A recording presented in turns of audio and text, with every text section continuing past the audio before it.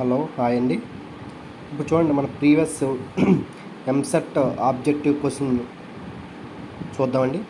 దీనికి JEE mains కూడా ఉపయోగపడుతుంది. ఇంటర్మీడియట్ ఐపీలో ఆర్థో అండ్ సర్కమ్సన్ చేస్తాము. దాని మీద ఒకసారి క్వశ్చన్ చూడండి. Find the ortho centre of the triangle formed by the lines. ఇట్లా 3 లైన్స్ ఇచ్చాడు. ఇట్లా ఈ 3 లైన్స్ యొక్క ఆర్థో సెంటర్ ఫైండ్ అవుట్ చేయాలి. చూద్దాం. దీన్ని యూజ్ చేసి సర్కమ్సన్ కూడా ఎలా ఫైండ్ అవుట్ చేయాలి చూద్దాం. ముందు ఆర్థో సెంటర్ చేద్దాము. చూడండి, ఒకసారి అబ్జర్వ్ చేయండి. లైన్ 1, లైన్ 2, లైన్ 3 కదా. లైన్ 1 యొక్క స్లోప్ ఏమని తీసుకుంటే జనరల్గా స్లోప్ ఫార్మ్ ఏంటి? లైన్ ఇస్తే minus x coefficient 2 by minus coefficient of x by coefficient of y అండి. అందులో లైన్ 1 యొక్క కోఎఫిషియంట్ ఆఫ్ ఎక్స్ అంటే వాల్యూ ఎంత అండి? -1 బై కోఎఫిషియంట్ ఆఫ్ వై అంటే వాల్యూ ఎంత అండి? -2. సో -1 -2 అంటే మైనస్ మైనస్ క్యాన్సిల్ అయిపోయింది. దట్ మీన్స్ 1/2 అంటే m1 యొక్క స్లోప్ 1/2. అదేవిధంగా లైన్ 3 యొక్క స్లోప్ తీసుకుంటున్నానండి. లైన్ 3 యొక్క స్లోపు 2 కాదు 3 యొక్క స్లోప్ తీసుకున్నాను. స్లోప్ ఏమవుద్ది? m2. అంటే దీని కూడా సేమ్ మైనస్ ఎక్స్ కోఎఫిషియంట్ ఎంత అండి?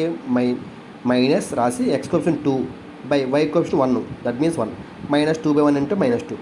ఈ రెండుని ఏం చేసానంటే ఏదో 2 లైన్స్ స్లోప్స్ ఫైండ్ అవుట్ చేసి రెండు ప్రొడక్ట్ చేస్తున్నాను.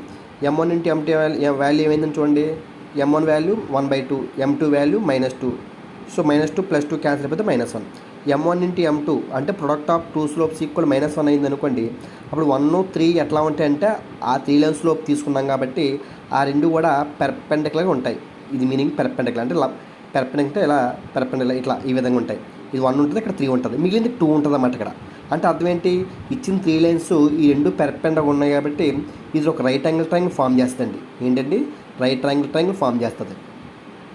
అందువల్ల ఎక్కడైతే రైట్ యాంగిల్ ట్రయాంగిల్ ఫామ్ చేసిందో ఇక్కడ ఇది ఏమవుద్దంటే బి అనే వెర్టెక్స్ ఆర్థో సెంటర్ అవుద్దండి. బి అనే వెర్టెక్స్ ఏమవుద్దండి? Ortho centre.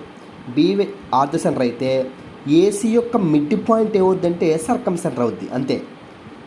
ఇప్పుడు 1, 3ని సాల్వ్ చేస్తే వచ్చే పాయింటే ఆర్థో సెంటర్. చూడండి, లైన్ 1ని 3ని సాల్వ్ చేశాను by using cross multiply method. దీని ద్వారా మనకి ఏమొచ్చింది? ఎక్స్ వాల్యూ వచ్చిందండి, వై వాల్యూ వచ్చింది, అంటే ఆర్థో సెంటర్ వచ్చేసినట్టే.